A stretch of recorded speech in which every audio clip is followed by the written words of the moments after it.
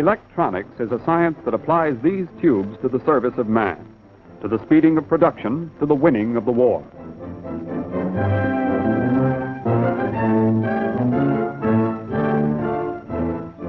To understand how electronic tubes work, let's take a good look at one of them, one that's representative of its species.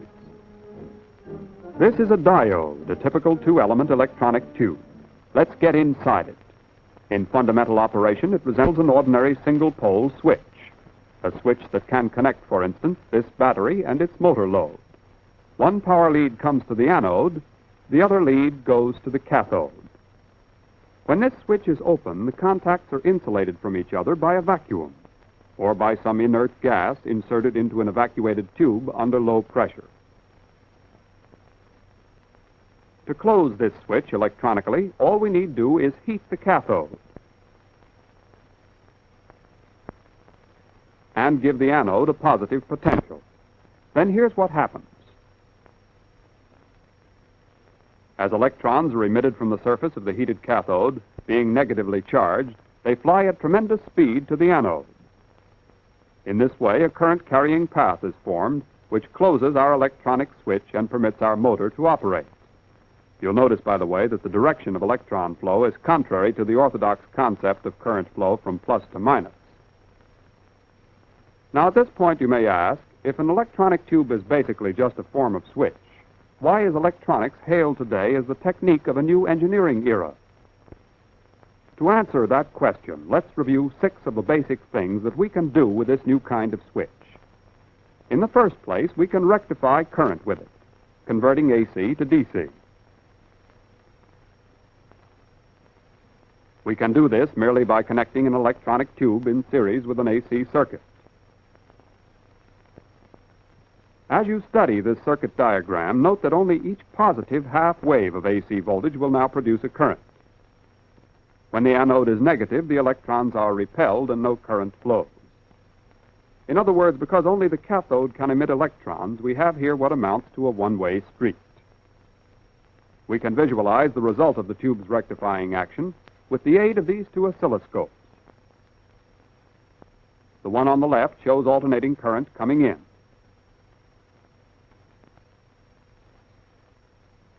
The one on the right shows pulsating direct current going out.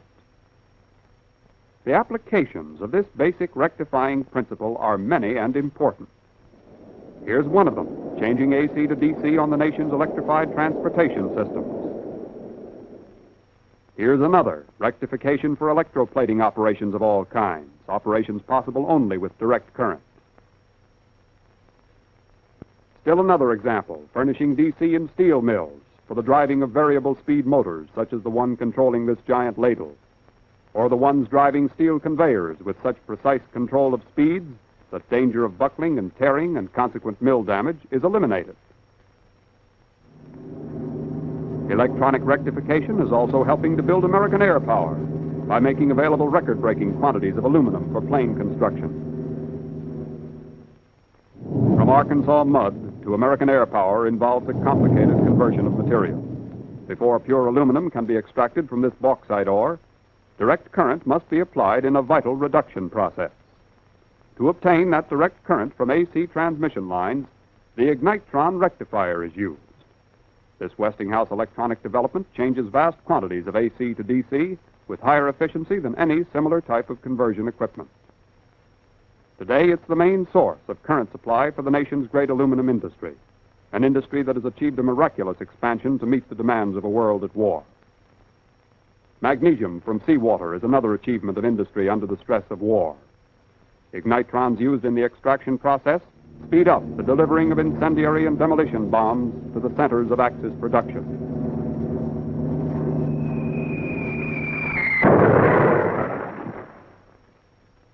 Still another example of electronic rectification at work is the precipitron, a device for cleaning air electrostatically. This diagram explains how the precipitron works. The rectifying property of electronic tubes is used to apply a potential of 13,000 volts DC to tungsten wires and 6,500 volts DC to collector plates. As incoming air passes through the field of these wires, each particle of dirt receives a positive electrostatic charge. When the positively charged particle reaches the collector chamber, it's attracted to and deposited on negative plates. In this way, air is cleaned so thoroughly that dirt particles down to a 1/4 millionth of an inch are removed. This is a vital advantage today, not only in homes and public buildings, but in industrial plants of all kinds. For instance, in plants manufacturing delicate instruments, where air cleanliness is necessary for precision work. In workrooms where optical systems are assembled for a host of military purposes. In inspection rooms where minute parts must be closely examined under high magnification. Air cleanliness is vital, too, in film developing rooms like this one. To understand how electronic air cleaning helps here, let's go aloft in a reconnaissance plane.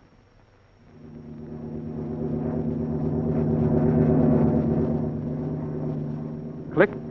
5,000 feet above the earth, a camera shutter opens and closes. Scores of square miles of enemy territory have been squeezed down into an image on a photographic plate. An image measured in inches instead of miles.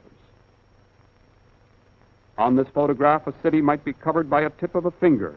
A speck of dust could hide a Nazi aerodrome. The rectifying tubes of the precipitron help make sure that dust doesn't sabotage military photography.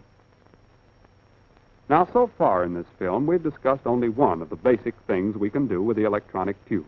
We can use it to rectify. The second basic thing we can do with it is amplify. Here's how. Between the cathode and the anode of the two-element tube, which we diagrammed a while ago, we now place a grid. To this grid, we connect an input of some weak voltage which we wish to amplify, perhaps that of a faint radio signal from halfway around the world. Now let's see what happens. Every time a negative potential is impressed on the grid, even though it be very minute, it has a large effect in reducing the number of the negatively charged electrons which would otherwise keep flying from cathode to anode. Conversely, when the grid is positive, an equally large effect is exerted in increasing the flow of electrons from cathode to anode. The important thing to note here is this. A small amount of power applied at the grid is amplified into a large amount of power in the anode or work circuit. This amplifying property of the three-element electronic tube is put to work in innumerable ways. Westinghouse electronic amplification now helps provide radio and radio telephone contact between airplanes and control stations on the ground, between ships and their communication bases, both afloat and ashore, between individual tanks and their tank force commanders, between firing line and headquarters, between Seadrome lights and night-flying pilots who can turn them on by radio signal. In the field of power engineering, electronic amplification permits the measurement and analysis of minute voltages, stepping them up to the point where they can be seen and interpreted on oscilloscopes. When this giant rotor is completed, its precise dielectric balancing will be made possible by amplifying tubes. Testing of these propellers for vibration fatigue will also be facilitated by electronic amplifying tubes. Up to now, we've considered two of the basic things that the electronic tube can do. It can rectify, it can amplify. A third thing it can do is generate. The term generate in this connection is meant in a general rather than a technical sense. A triode is connected for oscillation in the way shown here. The system then becomes capable of changing direct current into alternating current. Note that what we're doing in this case is amplifying in the usual way and then feeding back to the grid part of the amplified voltage. Continued repetition of this feedback results cumulatively in a strong alternating current. This electronic means of generating alternating current is important because it can produce very high frequencies, frequencies up to millions of cycles, far beyond the range of ordinary rotating equipment. A familiar application of this is the radio transmitter. This modern transmitting room of Westinghouse station KDKA is a far cry from the pioneering equipment of its famous predecessor. This scene reproduces an historic occasion, the first time a radio transmitter was used for large-scale public entertainment. This is station KDKA of the Westinghouse Electric and Manufacturing Company. We are about to begin the reading of the presidential election returns between Warren G. Harding and James M. Cox. Stand by, please. Here is a new, less familiar application of electronic high-frequency generation. High-frequency heating of 200,000 cycles per second is now used to flow tin as the final step in the electrolytic plating of steel strip. After steel strip comes from its electrolytic tin plating bath, it first passes through a washer, then between hot air drying jets. At this point, the steel strip has a coating of tin that is relatively dull and porous. Next comes a vital step. The strip is raised to the top of the heater unit housing, inside of which is a series of high-frequency coils. As the strip comes down through these coils, induced electric current causes heat, which flows the tin almost instantaneously, greatly improving its structure as a protective covering. Here's the result. Tin plate that is mirror smooth, free from porosity, so perfect a protective covering that 1 pound of tin can now do the work of 3. Note the horizontal bars in this close-up. These are parts of one of the high-frequency coils that affect the tin flow. If you look closely, you can see the difference in texture between the porous tin entering the top of the coil and the shiny flowed tin leaving at its base.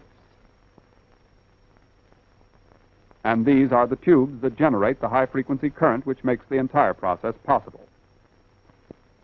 Another important result of this new Westinghouse electronic process is time saving. Tin can now be flowed at a rate of more than 1,000 feet a minute. Here's another example of where electronic high-frequency generation is doing a job today. Dielectric bonding of plastic and plywood sections in a matter of minutes instead of days. As a result of this application, plywood-constructed PT boats can be produced more speedily. Dielectric heating also cures intricate plastic forms faster and better. Here, a dielectrically cured plastic piece is being given a stress analysis. Carrier current relaying also applies the electronic principle of high-frequency generation. Here's part of the equipment that does the work. This equipment makes possible an enormous increase in the speed with which transmission lines can be cleared of faults. Its effect is to increase the load-carrying ability of a system up to 50% or more. We've now illustrated 3 of the basic ways that the electronic tube can be put to work.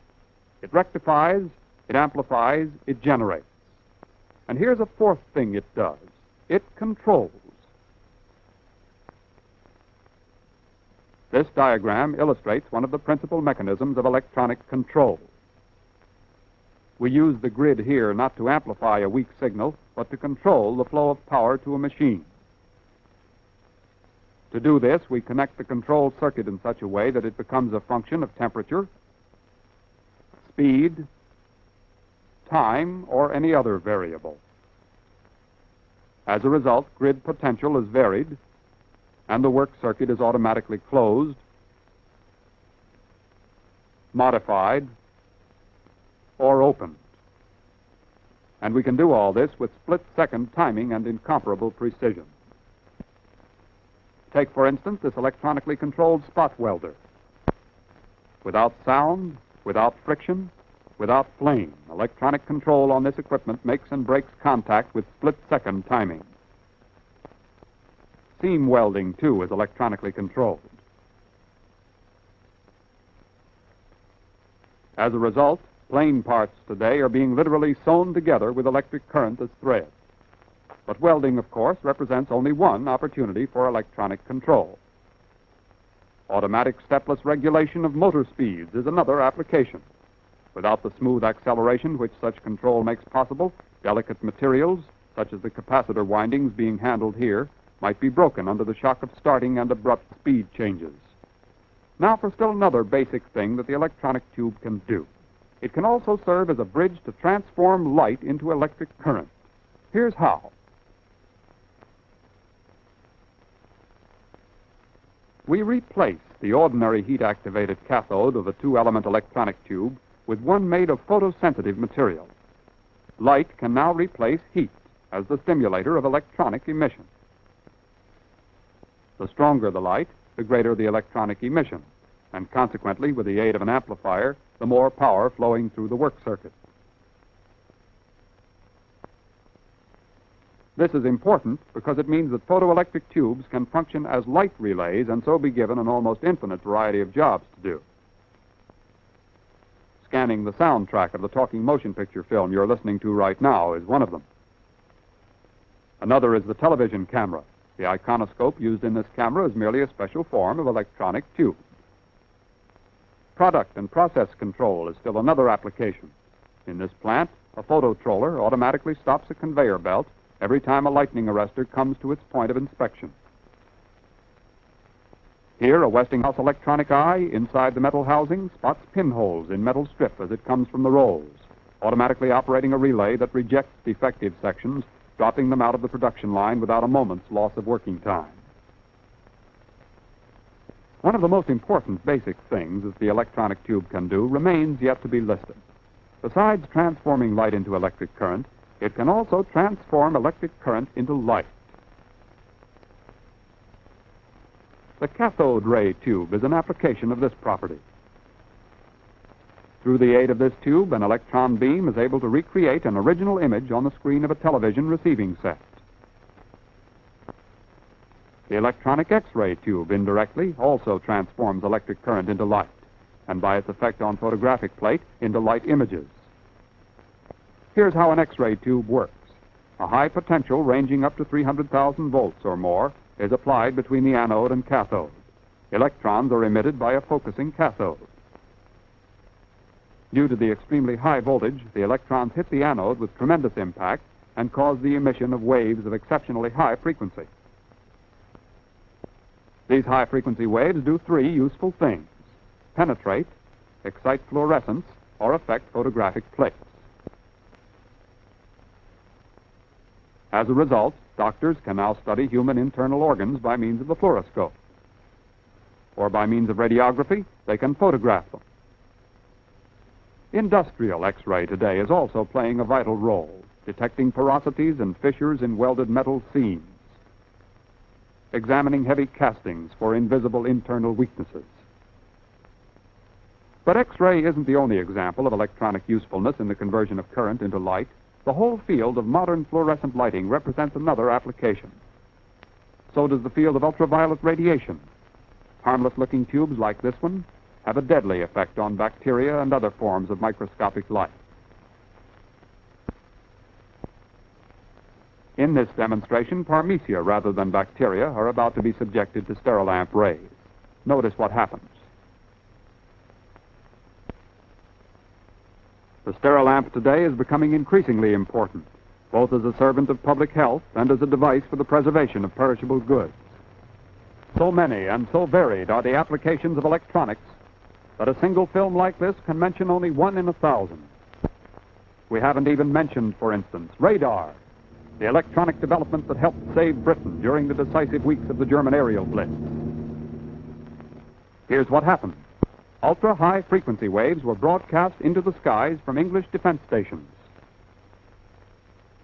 When enemy planes approached in the darkness or in the fog, these waves would reflect back to the transmitting points, thus giving warning to the defenders of Britain, permitting anti-aircraft batteries to swing into action and RAF planes to rise for combat. Whenever Hitler's bombers attacked, at whatever altitude, from whatever direction, British interceptors were waiting for them. As a result, the Luftwaffe was blasted from the English skies and the tide of war turned.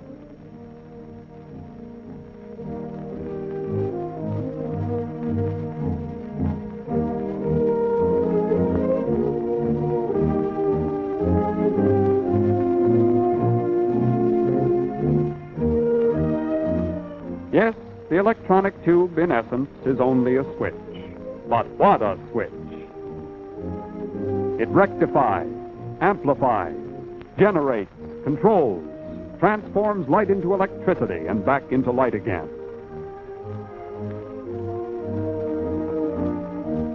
These tubes that look so mysterious are essentially simple in operation, incredibly rugged and sure in application. They open and close all forms of electronic circuits as swiftly as the lightning flash and as silently as the passage of time. In the world of today, they're helping us to win a war. In the world of tomorrow, they bid fair to lift all of us to new levels of achievement, comfort, and security.